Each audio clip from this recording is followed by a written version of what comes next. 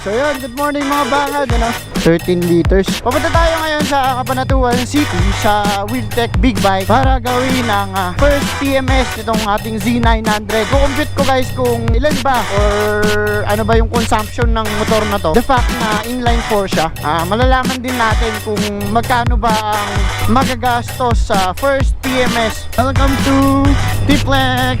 Yeah! Well guys! Masarap na simoy ng hangin! Dito na tayo sa Mingan, kung saan ang aming probinsya. As you can see, may bago over there. Andito na tayo sa Wheeltech Cabanatuan. Yun, papaservice na tayo guys.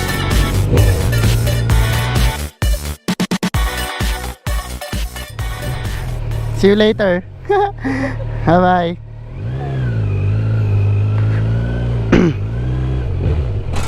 Good morning mga bangad, medyo nakapanibago kasi dati NMAX lang ang gamit natin na maalis. Ngayon naka bigis na tayo for today's video. Sarap! Today, first PMS itong ating Z900 sa Cabanatuan. So sobrang layo. Tapos late na ako umalis dito. Magna 9 na. Tapos kung mapansin nyo, nagbiblink pa yung gas ko.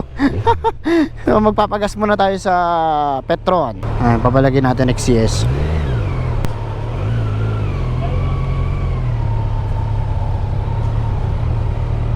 Sa kabila tayo guys. Dito XCS. Papa full tank tayo para diretso na. Ayun, nagbiblink to. Tapos ang odo niya 206 odo. Saan mo ito pupunta? Full tank.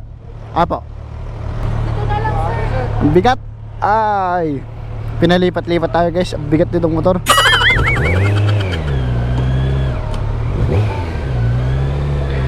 Haha.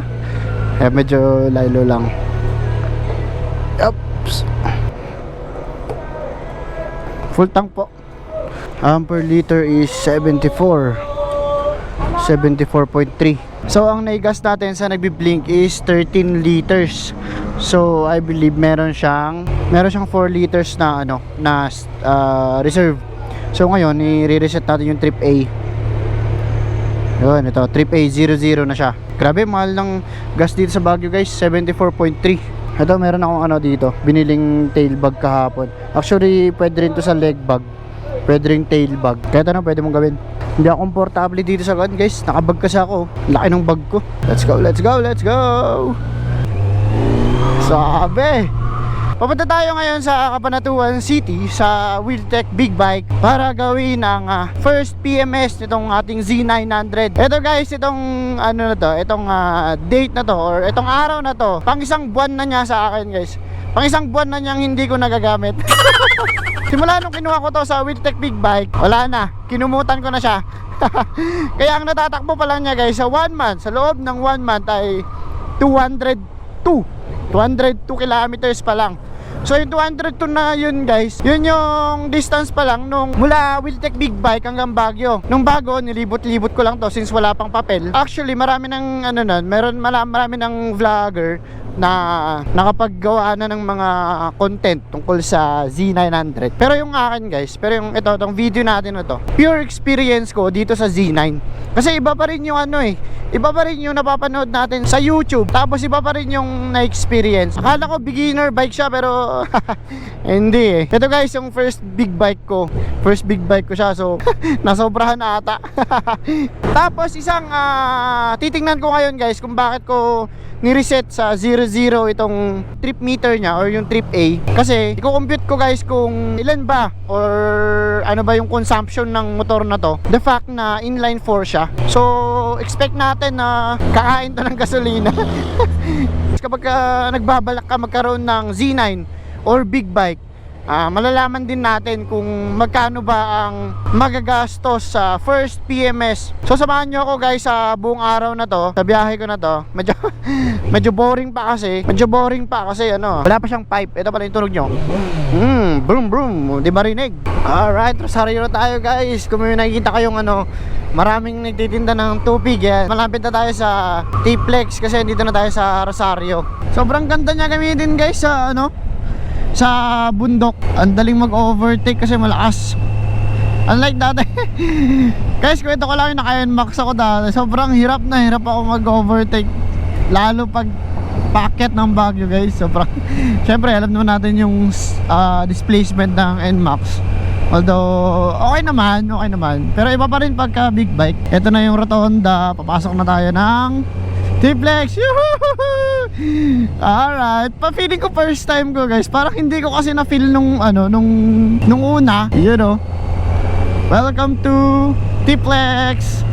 Yes sir. Ang sarap ng simoy ng hangin.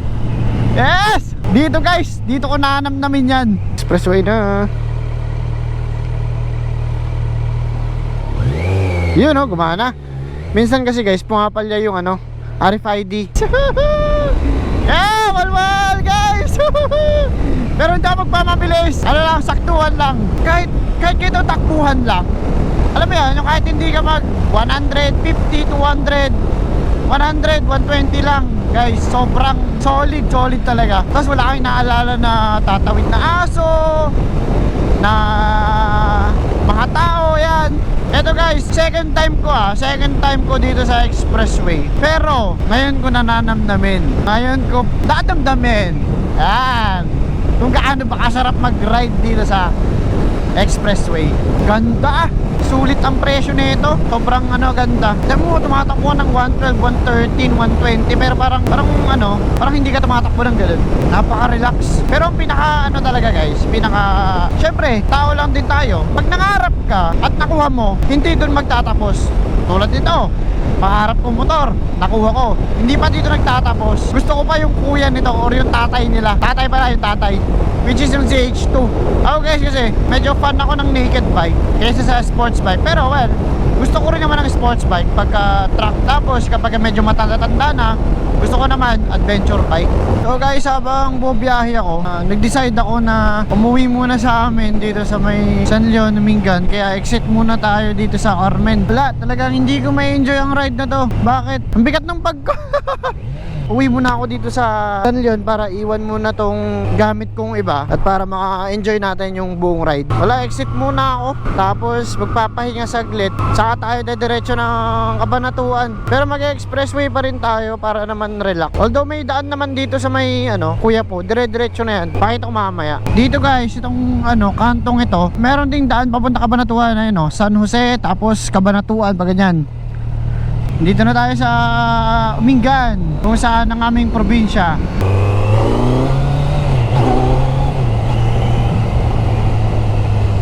So dito na tayo guys. Probinsya, di ba? Ayun, okay. Gear up na ako. Medyo napatagal ata yung pagpapahinga ko. 11 na. Tapos tignan mo guys, tignan mo yung gas consumption nito. 101.2 kilometers. 2 bar na agad yun nabawas. Grabe. Papagdating ko ng Cabanatuan, wala nang gasolina to. So feeling ko 2 beses tayo mag full tank.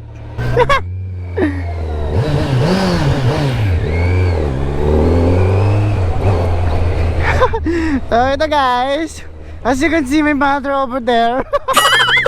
Siya yung mga kampanya bilang barangay kagawa. So mag-rides muna kami, diba? Diba galing niya magmotor guys. Kanyang motor ay Honda Click 1250. Sabi niya, sabay daw kami at iwan daw niya yung motor ko. Papasok na naman ako ng T-Flex kasi dito na ako dadaan. Hindi ko alam kung mas malapit.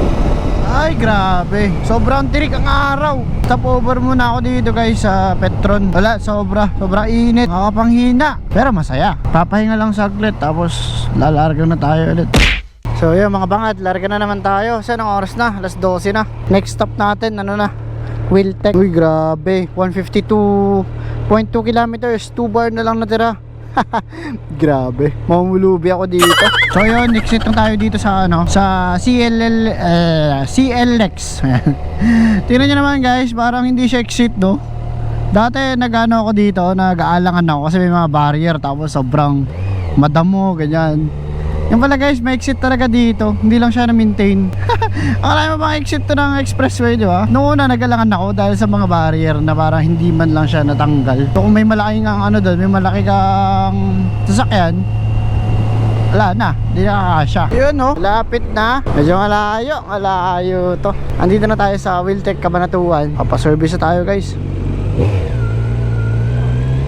Ay, lunch break pa ata. So dito na tayo guys sa Wheeltech Big Bike para gawin ng first PMS itong aking big bike. Check natin kung magkano aabutin para may idea tayo.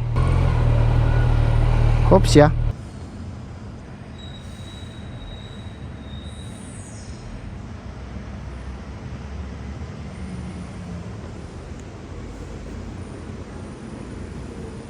Alright mga bangad, time check, 3:03 na. Kakatapos lang ng PMS ng ating motor. Ayan. So, ang inabot natin guys sa PMS, sa first PMS ng ating Kawasaki Z900 is umabot tayo ng 3,980. So, sa langis, 650 isa times 4. So, around 2,600. Tapos, yung syempre kailangan palitan yung ating oil filter, nasa 1,120 ata. Tapos consumables na 260. So first PMS libre yung yung kanyang labor. So sa susunod meron na siyang labor. So next time asahan natin na mas mataas pa. Just to give you an idea sa first PMS, check muna natin yung gas consumption. Ang tinakbo niya guys is 203.9. Kung mapapansin nyo, 1 bar na lang natira. Magkabit tayo ng ng sticker. Grabe, punong-puno na. Dito na lang, kay Crystal Vale. Yan, para tabi kami, taga Baguio. Yun o. Yun, bangad. Alright. Grabe to, wasak.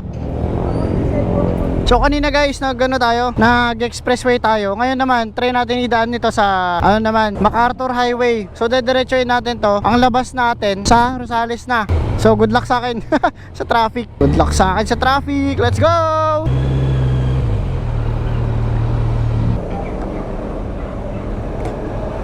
XCS po. Full tank. Sagad po ba? Ha? Oo, sige, sagad do. Para masarap, ay para masaya. So guys, yung gas natin is inabot siya ng 12.66. Mamaya i-compute natin doon sa gilid kasi papalit din ako ng battery ng GoPro. Okay, so compute natin 211 no, 211 divided by yung kung ilan yung na-consume natin, 12.66 liters. Okay, so 16.6667. So lagay nyo nga doon sa comment section kung okay ba yung consumption niya or masyado siyang matakaw or matipid ba siya. Hindi ko alam. Hindi ko alam ang normal consumption ng Z900, pero 16 siguro is okay na rin. So yun mga bangad, dito ko natatapusin itong vlog na to. Salamat sa pagsama sa akin sa first PMS ng ating Z900. Marami pa tayong videos na gagawin soon, hopefully kung may oras. Ayan, marami nag-aabang. Marami ba? Wala nga akong subscriber eh. So yun mga bangad, maraming salamat. See you sa kalsada and ride safe.